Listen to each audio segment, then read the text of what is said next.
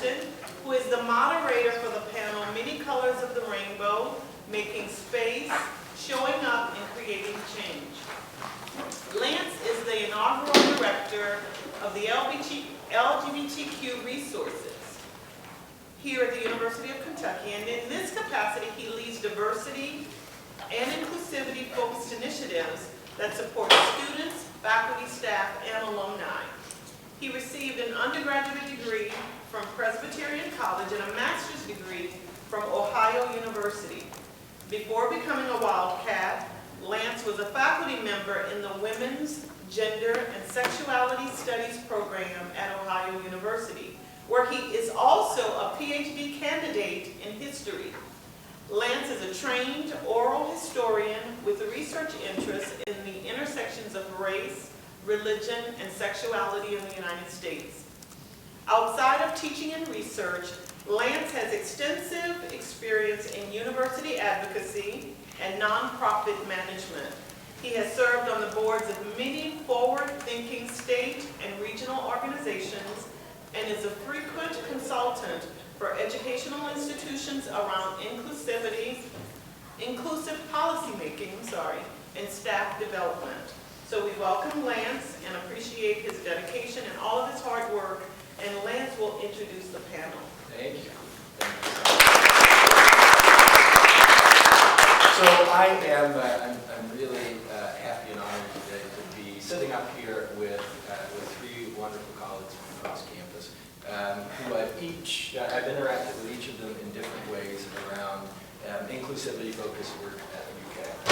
I think they each bring a unique story, and we'll break today's panel, at least the first 70% or so, into them unpacking parts of that story. So before I give an overview of the panel, I'm going to let you know who's sitting beside me. So directly to my left is Dakota Smith. Dakota is an undergraduate in the Department of Community and Leadership Development in the College of Agriculture, and has worked with the Center for Leadership Development on a variety of initiatives that focus on creating more inclusive communities through engaged dialogue and storytelling. Recently, he presented a workshop at the 2016 Community Development Society International Conference entitled Alliedness, Tangible Space versus Creating Space for Underrepresented Communities. Thank you for being here, Dakota. Next to Dakota is David Luke. David Luke is a native of Grand Rapids, Michigan, and he attended Grand Valley State University and earned bachelor's degrees in accounting and sociology. And he often helps me with things like my checkbook. Very handy, as opposed to history.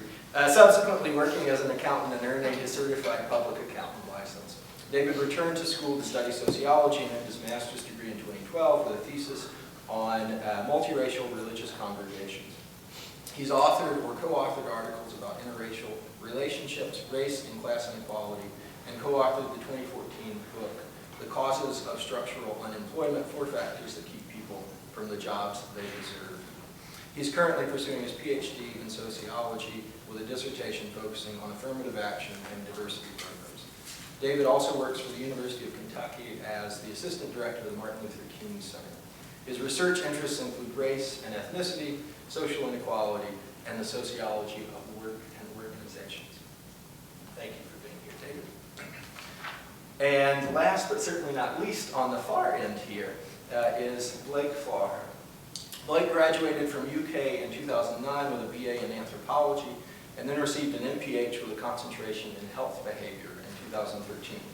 For 5 years, he worked as an HIV prevention specialist in which he conducted outreach to men who have sex with men, people who inject drugs, and other populations with a higher incidence of HIV. Since December 2015, he's been the sexual health educator at University Health Service, where he coordinates sexual health activities for students and supervises the Sexperts, a team of peer sexual health educators. He's also involved in several LGBTQ-related initiatives, many of which we work on together. As a member of the LGBTQ Office Advisory Board, UK Healthcare's LGBTQ Inclusive Care Work Group, the Education Committee for Transform Health, a great organization we'll talk a bit about today, and University Health Services Inclusive Healthcare Committee. So having introduced you to all of the panelists, I'd like to give a broad overview sort of why we're here today and why I think you'll hear several different stories that hinge around this very important theme of making space, showing up, and creating change. So I think the biggest reason we're here is actually because of the great undergraduate leader on this panel, Dakota, who really forged ahead with this idea for putting together a panel that looked at what it means to lead for campus change and how that maybe doesn't always look like what we would initially think of in terms of leadership. So what making space and privileging other voices looks like here at UK. And I think that's different in each of our experiences.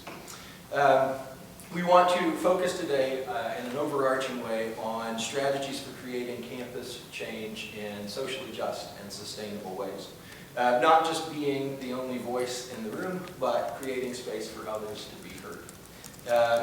In the last 2 years, I think we've made tremendous strides at this institution, the University of Kentucky, for inclusion as an institution that not only doesn't discriminate, but actively says we want to have a place for everyone to be able to belong, whether you are a student, an employee, or someone who's coming here to receive life-saving care. I think that change, that continued momentum at UK over the last 2 years is not the result of one person or one type of people or one particular office, and it shouldn't be. It is the work of many different people, these three folks included, and many of you in the room also. So I'm going to sort of wrap up my introduction by reflecting a bit on why this connects to me, and how I see a lot of the themes that our panelists will be talking about in the work that I've been able and been honored to do here at UK in the last 2 years. So as the inaugural LGBTQ director, I'm the first person to hold this sort of chief advocacy position for LGBTQ students, faculty, staff, and alums. And I think in that role, it's easy for folks to think about the work that we've done around gender identity and sexual orientation as being something that has been really intimately connected to my work. And while this is certainly a passion for me, I know that I am building on the shoulders of many other folks who have been able to show up at work, to care about those around them, and to create change in many different ways. So in my position particularly, I know that I'm building on the shoulders of the faculty, staff, student task force, the LGBTQ task force that was at the university since 2008. I know that I'm building on the legacy of and the voices of Outsource, the student-led volunteer space in the basement of the Student Center that was around for many years, almost a decade before me. I know that I'm building on a legacy of community interest at UK, interest in folks who maybe don't work here or aren't students here, but care a lot about this place as a center of our community. And I know that I'm building on the legacy of, again, many staff in this room, and particularly folks like Carol Taylor, who did a lot of LGBT-focused work without a whole lot of praise, but cared most about creating that space and privileging those voices. So thinking about that and the accomplishments for LGBTQ inclusivity in the last few years, I'll highlight a couple of our biggest accomplishments. We, I think, have one of the most comprehensive, we have one of the most comprehensive name change, gender marker and pronoun policies of any institution in the country. And that is something that our unit, our LGBTQ unit, has been able to be incredibly proud of. But when you're able to dig back to why and how we started down this path to developing this policy, it began with a student pride. It began with a student sitting down in my office saying, the name that is on my driver's license, on my birth certificate, it's not my name, and I'm about to graduate, and I'm afraid that my diploma is going to have a name that isn't mine on it. And this place has meant so much to me, and I don't want that to be reality. So that, I think, creating that space to listen, and I'm very, very happy that I did have that opportunity to have that interaction. And that led to connecting with folks across campus, from enrollment management to the legal office, to other diversity officers, to other student leaders, and beginning a process of making something very tangible a reality. So that's one of my examples of how I think I found really helpful space to create space to show up and create change. A second of those is UK's LGBTQ specific health clinic that launched this past summer, a collaboration of many different partners on campus, from UK Healthcare to Central Administration, from LGBTQ resources to community focus groups. A lot of that need grew from UK students saying, you know, I'm a trans student and I don't have anywhere to go where I feel like folks are, providers are particularly attentive to my unique needs. It grew out of parents in town of trans and gender nonconforming students saying, we're taking our kids to Cincinnati because we don't feel like there's a space here for them to receive care. And we had mechanisms in place, many people in place to be able to listen to those stories. And community members at events like Annual Prides who said, you know, UK means so much to this community, but I wish it could fill this need for me. And we're seeing that need being filled and are already sort of looking out to early summer of this year and seeing a lot of utilization of those services. So those are my couple examples that sort of prime how I'm approaching this topic. Those won't be the same examples that each of these members of the panel share. I'd like to close by saying, or close this section before we move to our panelists, by saying that I understand my role here as an ally of students, faculty, staff, and alumni groups, not as someone who identifies in an LGBTQ community and therefore must understand all of the unique experiences of everyone who would identify in one of those communities. In the same way that I see myself as an ally for a lot of the work that the Martin Luther King Center does, or that the Sexperts do. A lot of the work that I've seen Dakota challenge that goes beyond the boundaries of what I deal with on a daily basis. And I think to be a good ally, you do have to, again, incorporate the pieces of what we'll talk about today. Making space, being present, showing up, and creating change.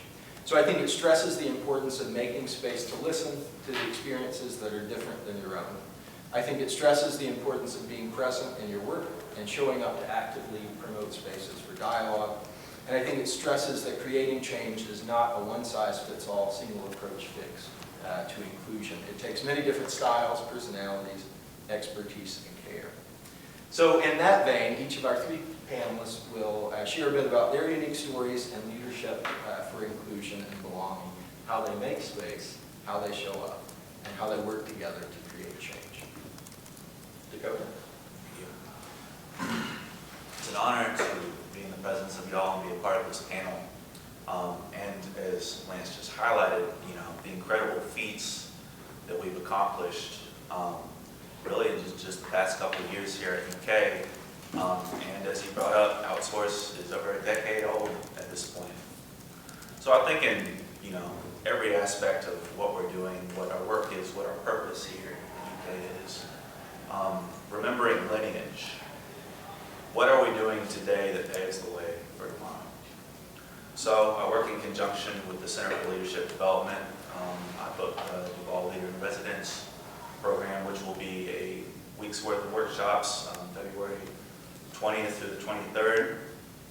And then I have my own workshop series, and I help Lissa Pohl with the Equine Assisted Learning Program, which horses are herd animals, so they want us to show up as leaders.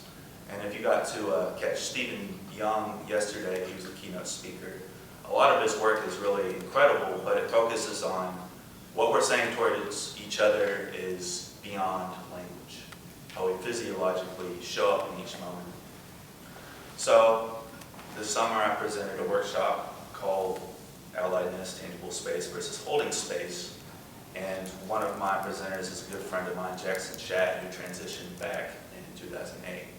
So we're grabbing lunch before the workshop, and he sort of asked me, why is it that I'm an ally? With sort of a smirk, because there's an easy answer and a hard answer.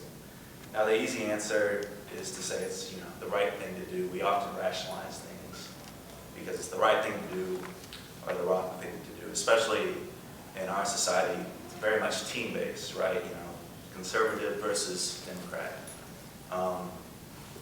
or Republican versus Democrat, liberal versus conservative. There's always these two things. And I knew he wanted to sort of challenge me and see how I would answer. So I took a second and I thought about, well, why is it important to read about the suffragist movement? Or why is it important to read about different minority and cultural artifacts? Why is it important to educate ourselves? And the conclusion I came to is struggle is universal. And the more we can understand how we relate on a daily basis to our immediate environment and to others, the closer we can come together. Now, Leslie Trout, who was our other keynote speaker, part of her work focuses on exclusion triggers the same part of the brain as physiological pain. So we already see this recurring theme of even if we're saying politically correct language, even if we're saying all the right things, we're not comfortable in an environment, if we're feeling hostile towards someone, it's literally, you can't disguise it. So I wanted to ask a rhetorical question, which is how many truly healthy relationships do you know? Now, even this concept is fairly new in the scheme of things, and the truth is we're struggling, liberal and conservative, Republican and Democratic. We need all the help we can get with grappling with this concept and becoming more whole versions of ourselves. One of the techniques I use in a lot of my workshops revolves around the idea of storytelling.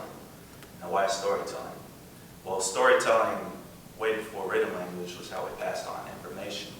There's a lot of research that shows that storytelling tends to lead to longer retention than just statistics. The way we communicate on a daily basis and relate, even in basic conversation, usually conforms to storytelling. So the backstory with creating this workshop, Alliedness, Tangible Space versus Holding Space, came from, I grew up in Lexington, I had strong ties with the LGBTQ community, and I was asked to put together a panel discussion for the Community Development Society on Lexington LGBTQ history, as well as a discussion on each of the acronyms. So one of my panelists was Bob Morgan, who you might know. He's a local archivist, and he's been an AIDS activist in town since the 80s. He works with Jonathan Coleman, who is an LGBTQ historian at UK, and as well as different initiatives around town.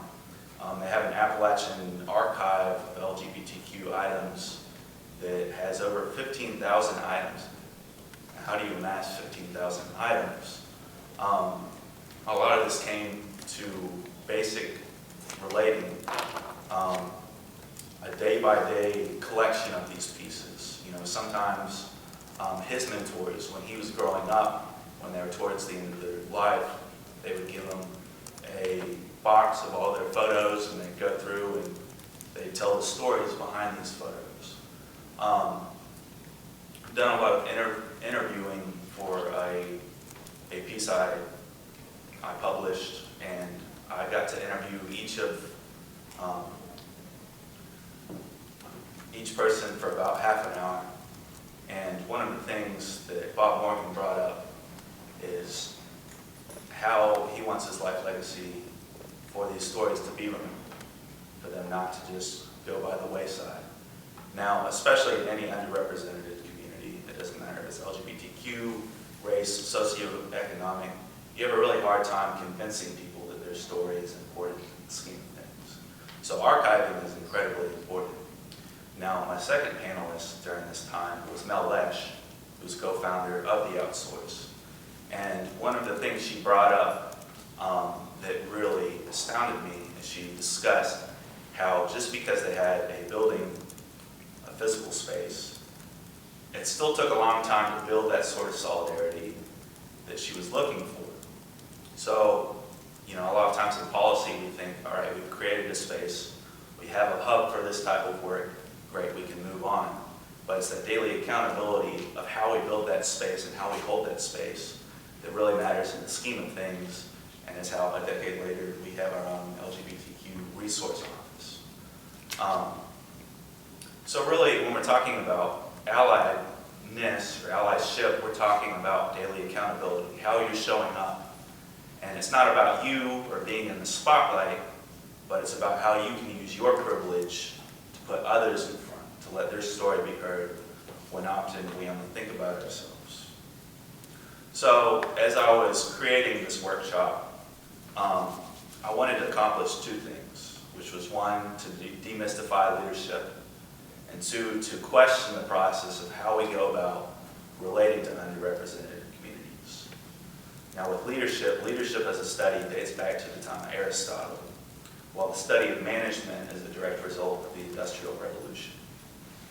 And the more we study leadership, the more we realize that it's not positional and its best measure is of influence. So the basic premise for this workshop was how we engage with leadership on a daily basis. You know, leadership is something that's practiced every nanosecond. You're either opening someone up in a conversation or shutting them down. I like to give the example that I went to a leadership conference, people that do this work day in and day out, and one of my coworkers asked a woman what she does for a living, and the woman replied, "Oh, if you're in this kind of work, you'll hear about it." So obviously, leadership was her 9 to 5. She didn't feel like practicing it in her daily conversations. And truth be told, she left a negative impression. That coworker is probably 8 times less likely to ever seek out that person for information again. And community development. So academic language tends to abstract things so that they can be understood intellectually, even though they're being lived out on a daily experience. So policy is obviously incredibly important, especially in the form of LGBTQ issues, but it's how that policy is relatable on a daily basis that matters. So we have to let communities we work with educate the educators on what the true issues are. Now, if we're from a certain community or a certain socioeconomic community, we're working with a rural community. Obviously, big city solutions aren't going to work in a rural environment, vice versa.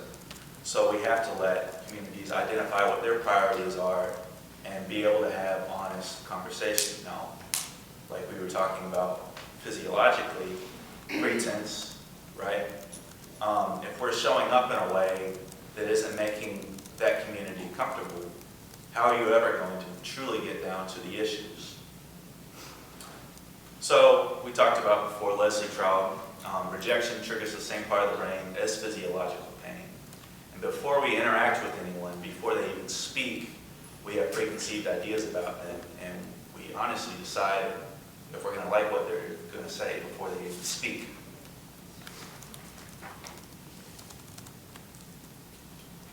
So I see this a lot where someone asks a community a question, they get an answer and they don't really like the answer, so they just ask the question again, discounting whatever it was that person said, even though they stepped up to help them out and give them information.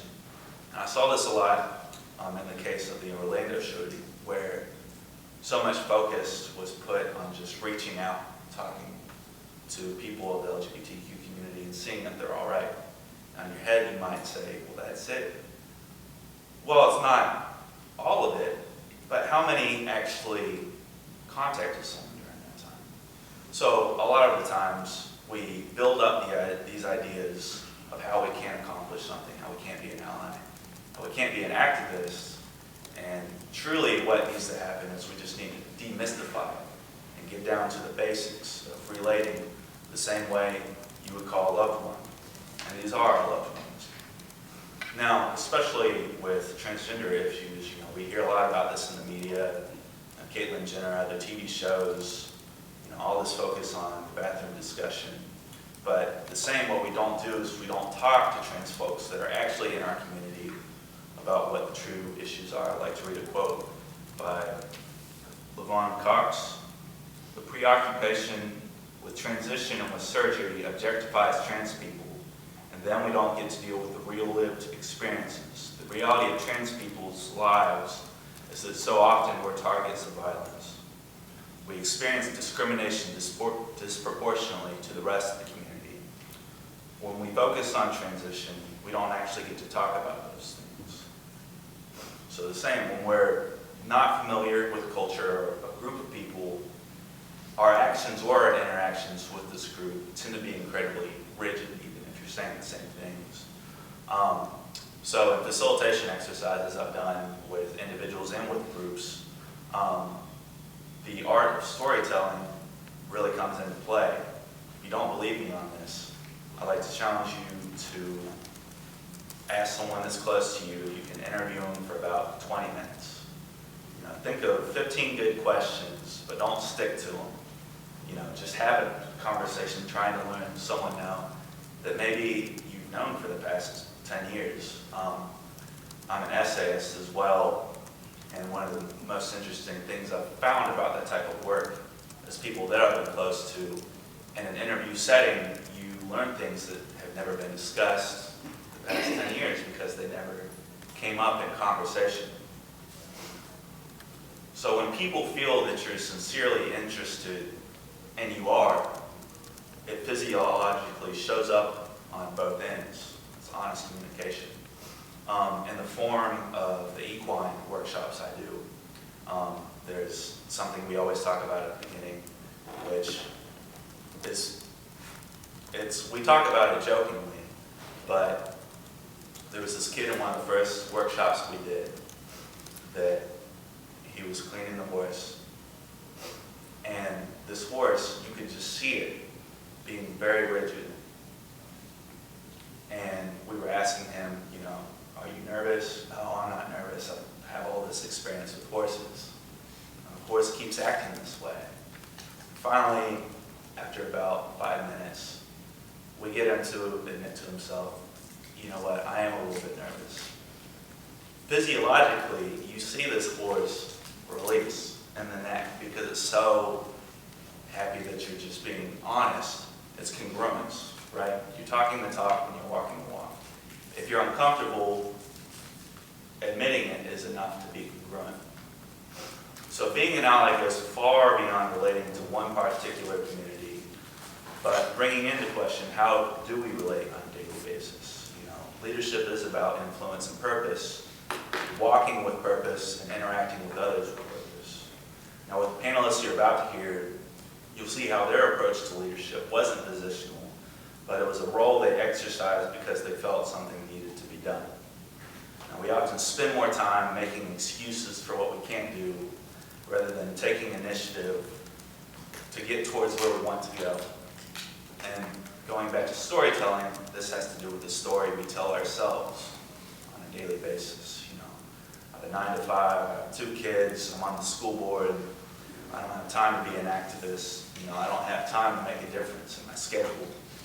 Instead of thinking about how you can transform how you interact with everybody that you do during that 9 to 5, how you interact with your family. And remembering allyship, that it's not about me, but it's how can I show up. You know, we often settle into complacency. You know, we're doing what we can to get by. We have the exact same conversations day in and day out, the same small talk, instead of working to become slightly better, more full versions of ourselves with each passing day, of having more meaningful interactions, of learning more about our loved ones, our comrades, and those we are in solidarity with. We can't accomplish that without feedback. Even in my own work, I have to get feedback on a daily basis to A, know I'm doing a good job, but B, know where I need to go. The same goes for alliedness. There's, you know, very simple things that you can do to be an ally. I mean, even if it's making a few phone calls a day, completing the 1-page form on Fairness Lexington to try to get some funding towards something. If you practice this for half an hour during your interactions each day, you're not adding more on. You're transforming how you're relating to your own life and to your environment, just like that. I wanted to leave you with a quote that I thought was appropriate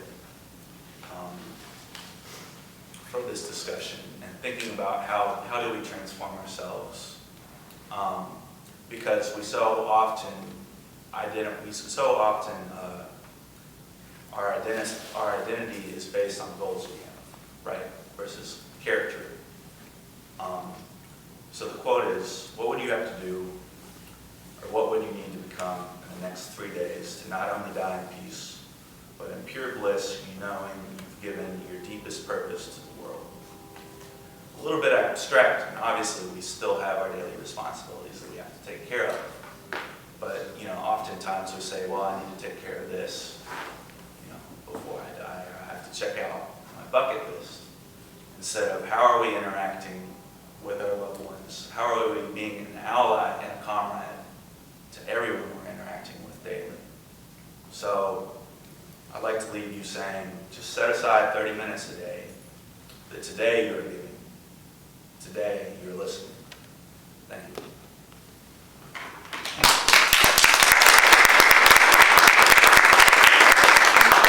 We'll save a portion at the end of the panel to do sort of group question. David? Okay. Hi, David Duke. I'm with the Martin Luther King Center. For those that don't know, a lot of what the King Center does is we put on programming to create spaces to have dialogues about issues of diversity. And our programming is driven by our team of programming interns who are students. So that's one way that we try to give students a voice in the process.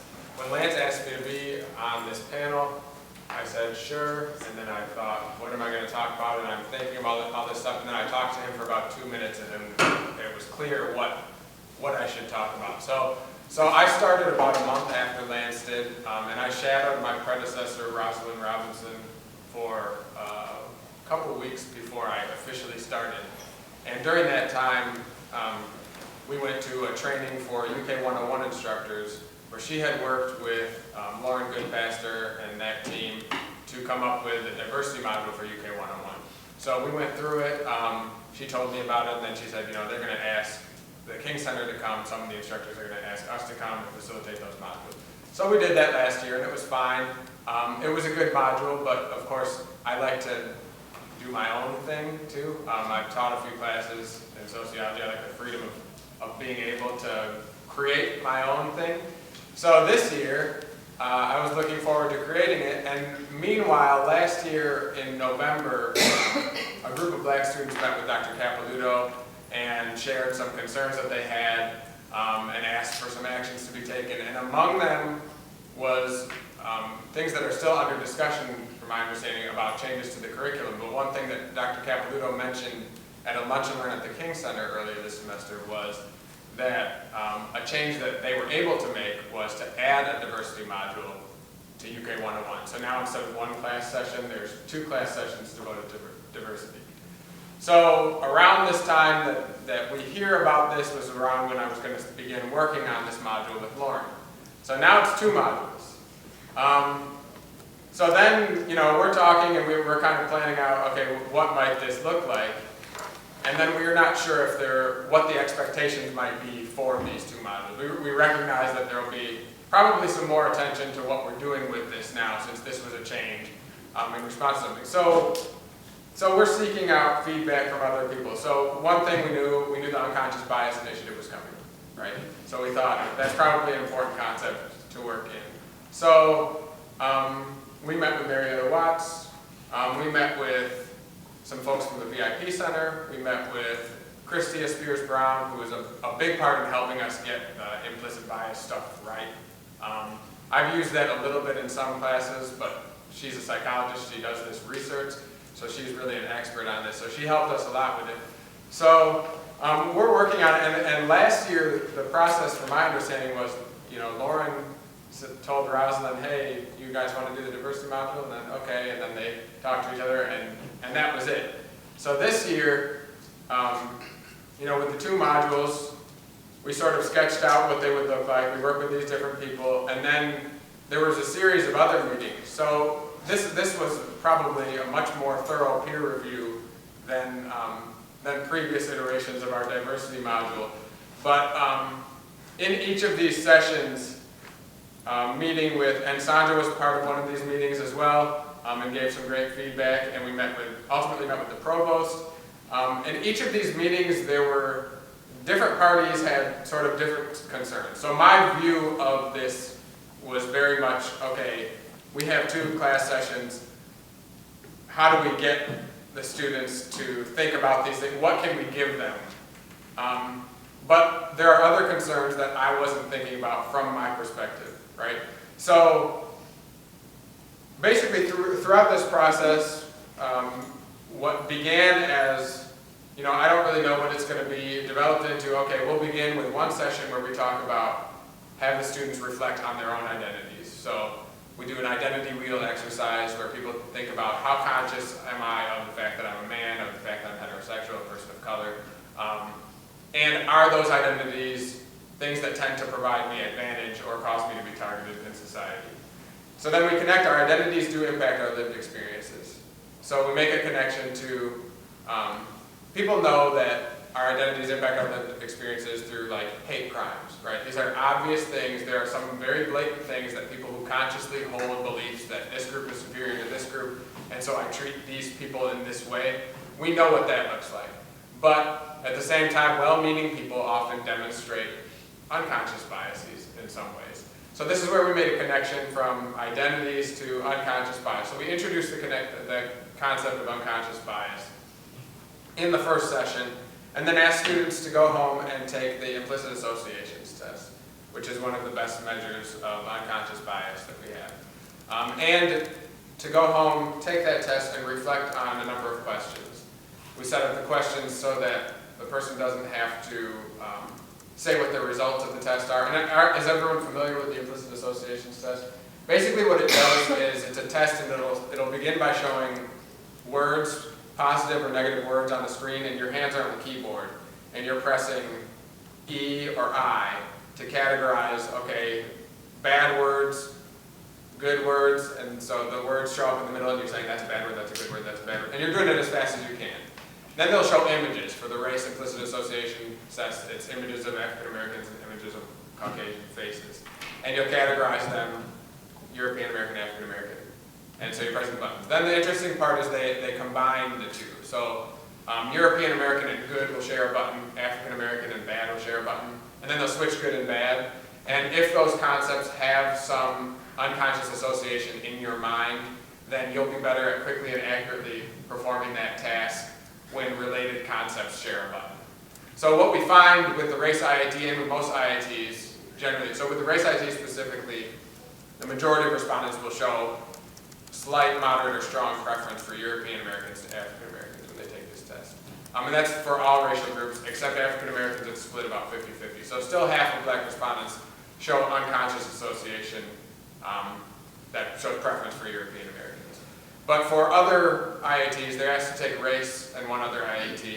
And for other IITs, we see the same pattern where the, quote, socially preferred groups or privileged groups tend to have preference shown towards them. So there's a gay straight IIT that shows most people tend to show preference for heterosexuals in that test. And so what we set up in the beginning when we introduce unconscious bias is to show that unconscious bias is our mind naturally makes connections between things, and we're absorbing messages at an unconscious level. So this might be different from what you consciously believe, but these are connections that are being made, and sometimes they can impact our behavior. So second class, students return probably upset because they took a test and it said something about them that they didn't like, right? So the questions that we had them reflect on were, how did you feel about the test? What do you make of your results? What does it mean?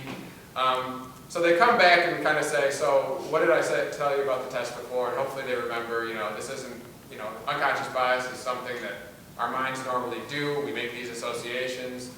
Everybody has these. And most people tend to show preferences in this way. So then, okay, you lead a little discussion about their results, and then you say, okay, so one of the points here is that unconscious bias can impact the way we treat people. So one of the ways that it comes out is microaggressions. So then we go through some examples of what microaggressions might look like, and the important part of it is what are the messages they send. Some people will see a microaggression on the handout that we give, and they'll say, I don't see how that's bad, right? So there's a column that then says what the message of that microaggression is. And so to explain to someone how an unconscious bias might come out as something that I didn't think was bad, that I didn't intend to be bad, but it reflects some association in my mind, and it sends a message to the person that I'm dealing with that is hurtful, that is harmful, in some way, typically people will be receptive to that and we don't want to do that, right? We don't want to hurt people unintentionally. And so we end with sort of some tools for, you took a test, it said you had a bias, you're upset about it, you probably don't like me, it's not my fault. You don't like the test, so we have some built-in, like people are going to criticize the test, here's some ways to kind of combat some of the common critiques. But, and Dr. Christia Brown helped with coming up with a conclusion with how you can cope with the biases that you have so they don't impact how you treat people, how we can actually work to reduce them. In many of these ways, students on a college campus have more opportunities to create new associations here than they've ever had before.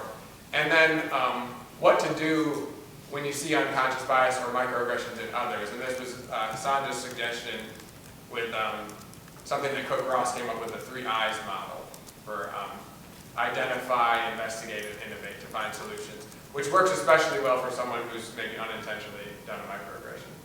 So basically, at this point, the King Center is, like today, this afternoon, I will do 3 sessions of this, and we have classes coming pretty much all the time in and out of the King Center doing this. So it brings students to the King Center, kind of shows what we are. I get to do a little bit of a plug for our events, because UK 101 students have to attend a cultural event as well. But basically, that was the process for me, and for this project, it involved meeting with a lot of people, getting a lot of different perspectives, and ultimately we came away with, I think, a much better thing. I have to be humbled and say much better than what I would have come up with on my own. Although that would have been pretty good. This is a lot better. Thank you, David.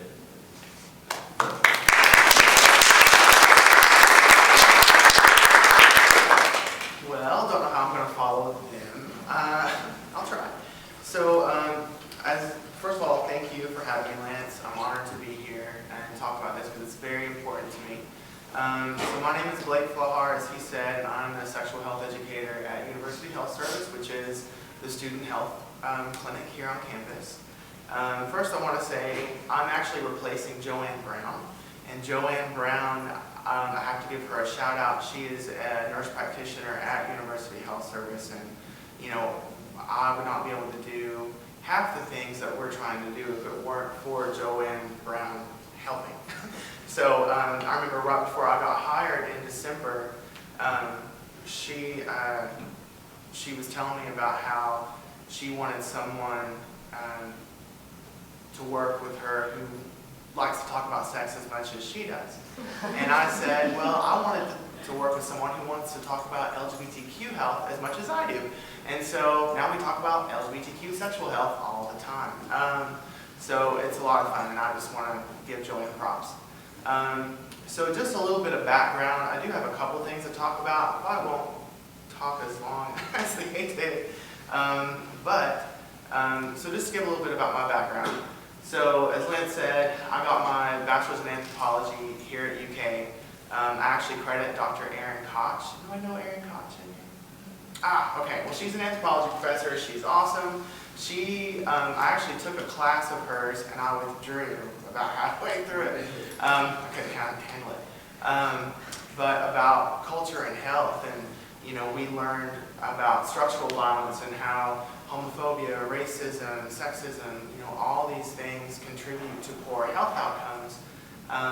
So I really credit Dr. Koch for planting that seed inside of me, that just that passion to want to close those gaps in healthcare and that kind of thing.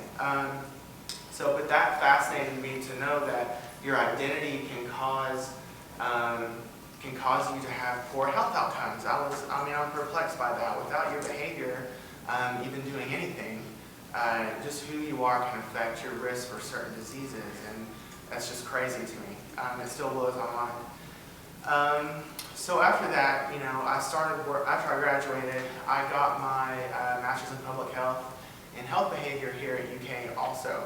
And a year before I started that master's program, I started working at ABOL, which is a local AIDS organization here, and I did HIV prevention there for several years. So I did testing and outreach and education and all kinds of activities.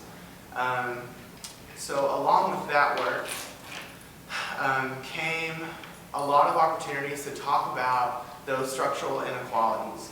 Because you cannot talk about HIV without talking about, the institutionalized prejudice that puts people at high risk for acquiring HIV, or maybe they have less of a chance of staying in treatment or getting to treatment. There's all these issues. So you really have to talk about things that make people uncomfortable. We don't want to talk about sex, but you have to talk about it if you're going to talk about HIV.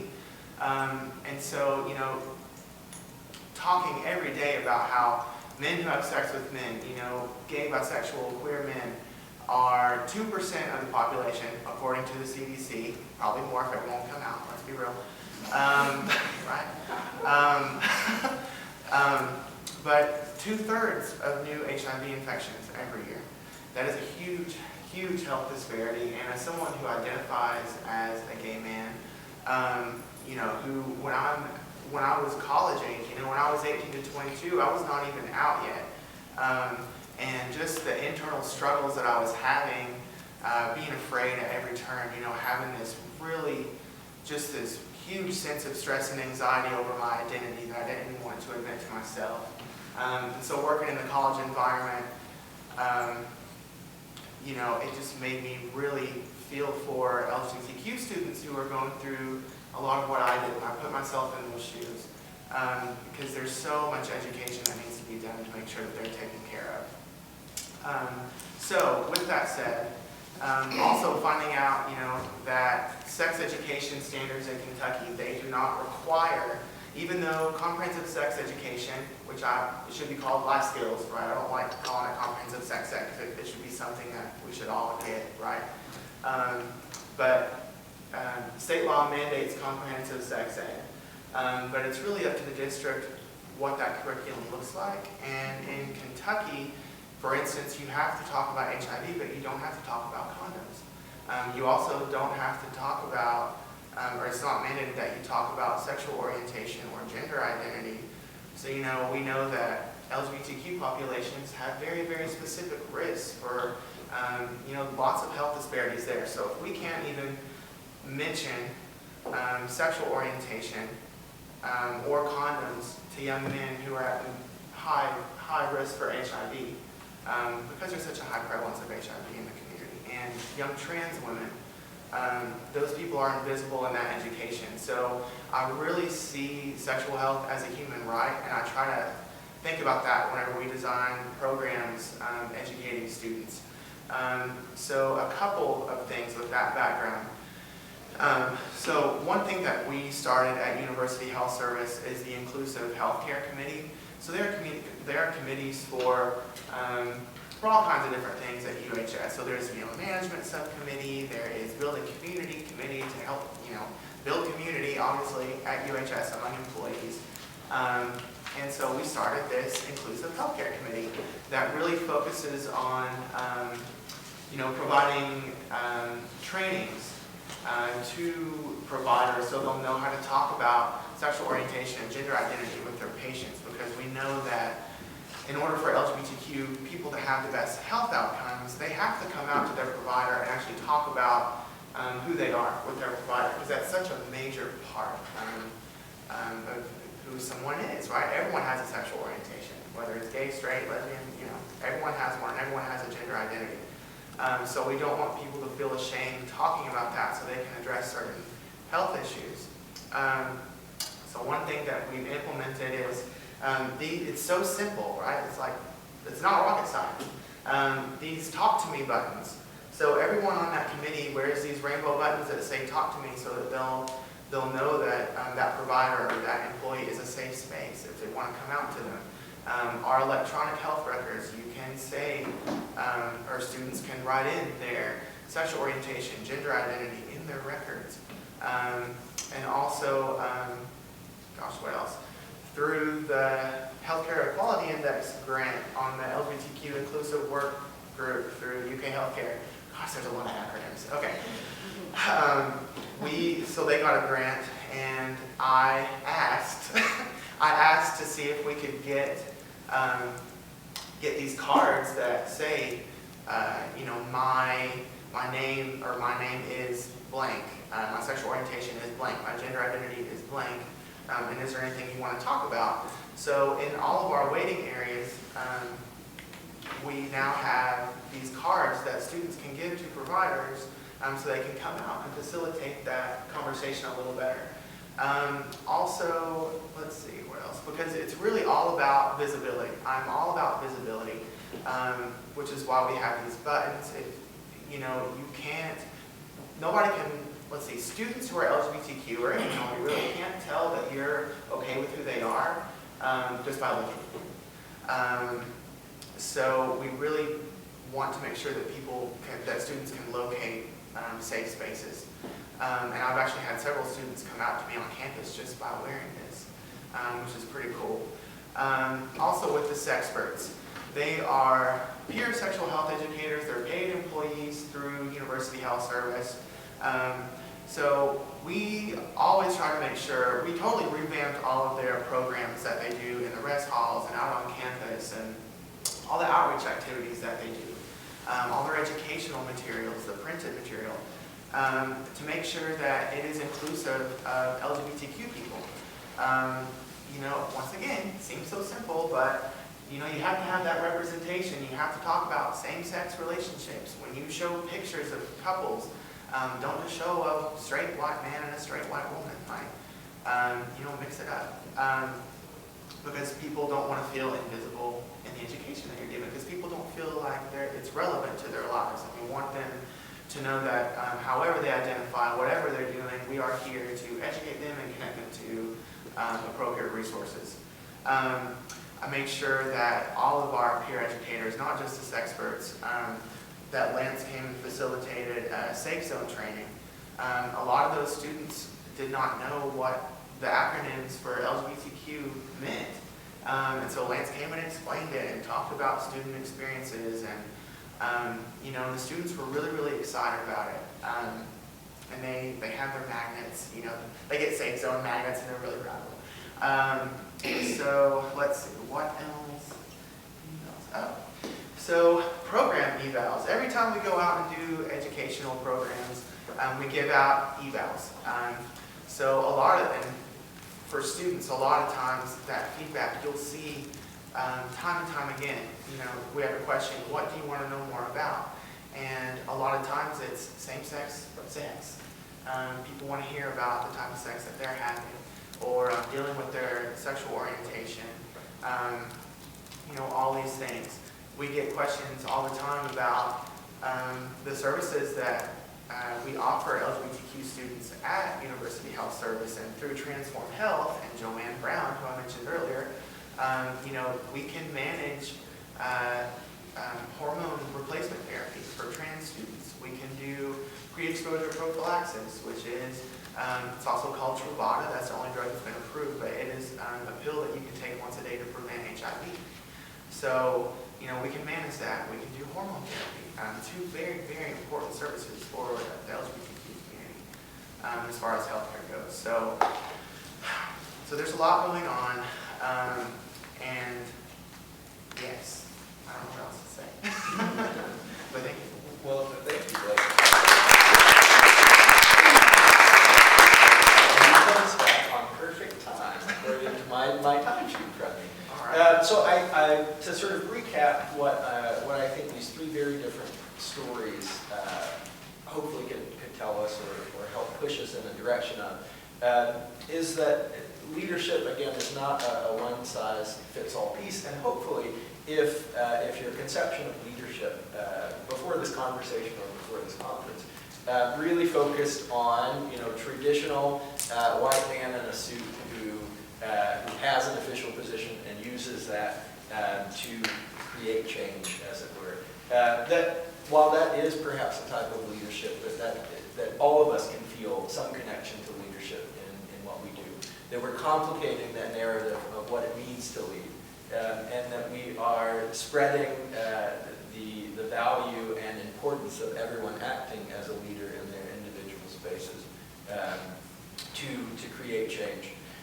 So again, if we're thinking about the three major components that I think each of our panelists have touched, it's important to make space, not to have this be the you show in terms of how you lead, and especially in terms of how you lead for inclusion. But to make space for other voices to be heard, to be present, to show up, understanding that this isn't, leadership in no way can be a passive thing.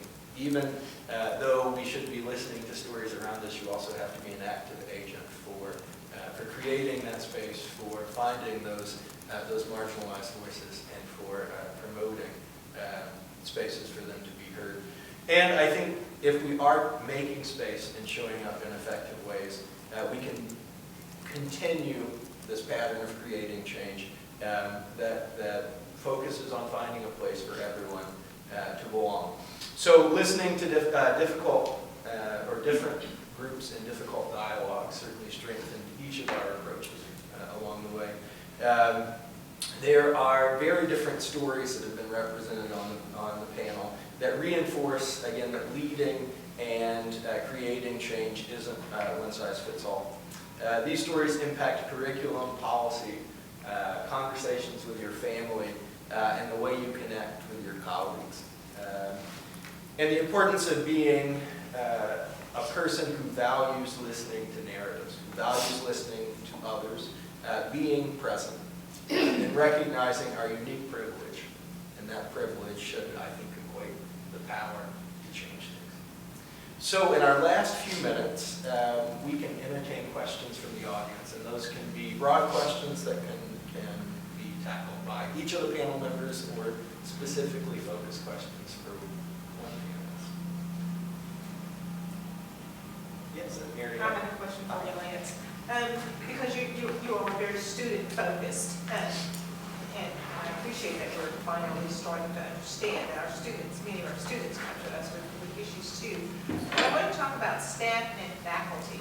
I know that Lance, again, that you kind of, your outreach is for staff and faculty, but when it comes to leadership especially, there's some leaders who still feel uncomfortable being put in a position of even trying to manage somebody from the LGBTQ community. What would be the best way for that leader who's still uncomfortable, even in having a conversation or being open to talking about some of the specific issues to that population? Yeah. What would be the best way for them to educate themselves and get to that point where it's just a natural part of who we are? Yeah. Well, I think that's a long process, and it's important to recognize, as someone who may be uncomfortable with those conversations, and maybe never been in those types of conversations before, that it's okay and you're not alone. In this work that I've been privileged to do, and I'm honored to continue doing at UK, I've worked with everyone from UK healthcare administrators to leaders of student groups to agriculture extension aides in counties that I probably couldn't put on a map if I had to go back and figure out where they were. So a variety of different folks, many of whom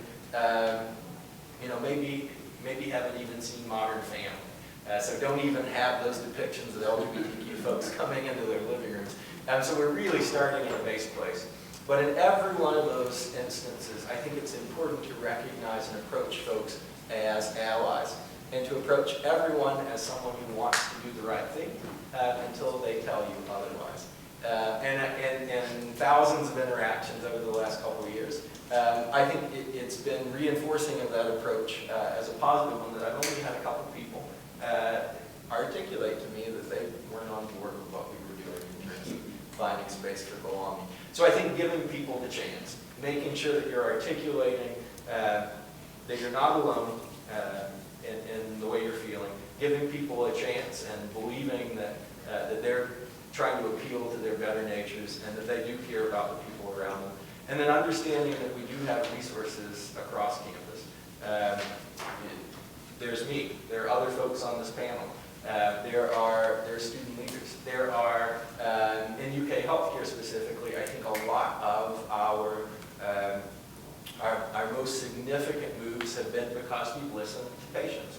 And you know, if you are in med school and you make it to the point where you begin to specialize, you're going to begin working as a general surgeon. You're going to start specializing there, or you're interested in oncology, so you start specializing there. There are new med programs where you just start specializing in LGBTQ health. And I think it's important to recognize that, because these are, these aren't rocket science conversations we're having. It is a call to be a good listener and to recognize that listening to the unique needs of your patients, to being open to that narrative, is the most important piece.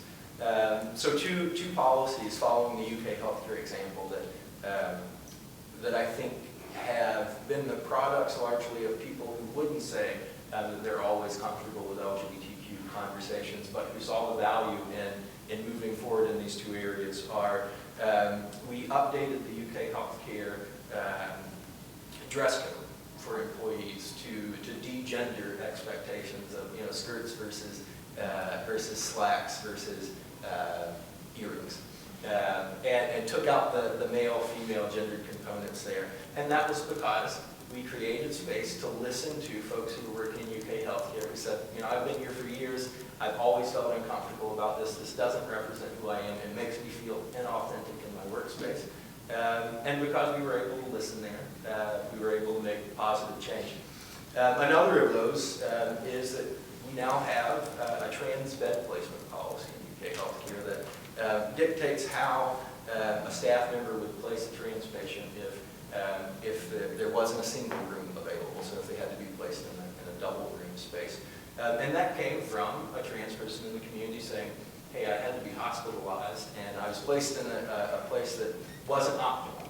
And again, the folks around the table who ultimately certified that policy weren't people who would say, they even spend 2% of their work focused on LGBTQ or inclusion-based practices, but they were willing to listen, and that provided the space to create change.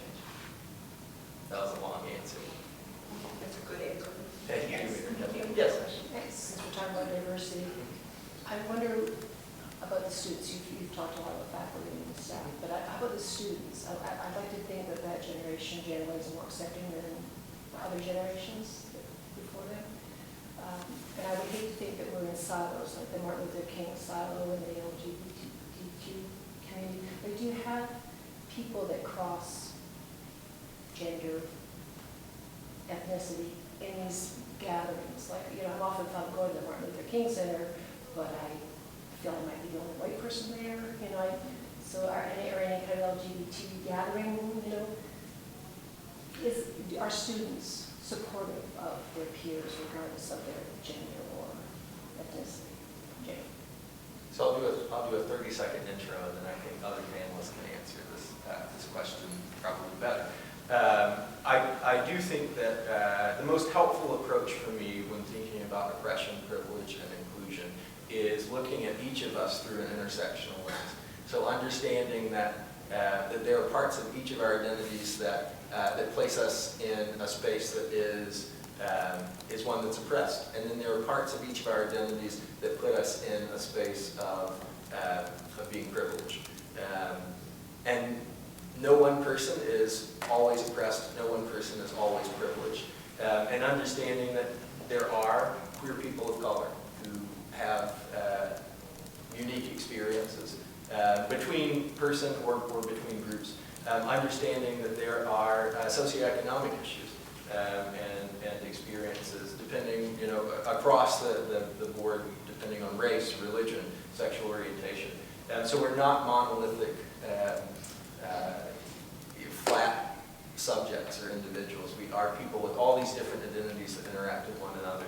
And I've been able to have great colleagues like David Luke and the MLK Center who helped co-program.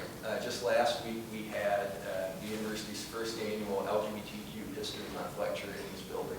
And that is a lecture that we've devoted each year to looking at one or more intersections of race, sexual orientation, and gender, trying to pull that conversation out of one of those silos and show that there are unique experiences across the spectrum. Was your audience diverse? Yes, the audience included undergraduates, graduate students, faculty, international, domestic students, students who were white, students of color. Yeah, it was a diverse audience. Which is to the point, is it working? Yeah. Theory, Sure. but is it actually working? Well, I think there are places where there's places where some of us feel more comfortable on campus than others. If you're a person of color, perhaps you do feel more comfortable in the King Center than you might in a space like the LGBTQ office. So I hope that's not always the case. It's good to recognize that. And when you can sort of combine the energy of those multiple spaces, I think you overlap often, folks who can begin dialogues with one another. Yeah, so we try to collaborate, but what you've identified is a challenge that we have. So from my perspective, since I started at the King Center, I see sort of two purposes. One is we do want our space to be a safe space for underrepresented students on the campus. But I think through our programming, we hope to expand that space to make the whole campus a safer space. So we have some white students that come in and hang out in the King Center fairly regularly, just like we have a handful of regulars. And partly right now we have fewer regulars because we're off in the corner of campus. But we try to collaborate with Lance's office and with other offices to draw in more diverse crowds. We put pretty much on every flyer, we have a Martin Luther King Center that it'll say everyone is welcome under as an effort so that you don't think, oh, will I be the only white person? And if you are, will that be uncomfortable, right? We want it to be a safe space for anyone to come in and feel uncomfortable. So for me, it's if anyone is jeopardizing that safe space, then we have a problem. But if they're not, then it's a space for all. So, but yeah, it is a challenge especially with diversity in the name of events. That often is sort of maybe a dog whistle for people of like, that's not mine. I'm not going to that.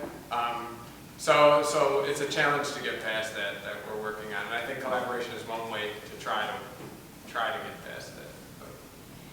Yeah, and it's not just one person's work. If we only think of ourselves as silos, which I think is our default in so many situations, then we end up doing inclusion work. I see Pat Bender in the back. We end up doing inclusion work through sort of disciplinary issues. We continue to create spaces where we actively marginalize other folks, and then we have to react to negative situations. But if we could understand the work of institutional equity, the work of institutional diversity, the work of you as maybe a faculty member in GAP or an agricultural extension agent in Woodford County, where I'm going to do a workshop this afternoon. It broadens the mandate for caring about those around you, for listening to stories and interacting with one another. And then I think that's how we really can continue to create campus change for inclusion.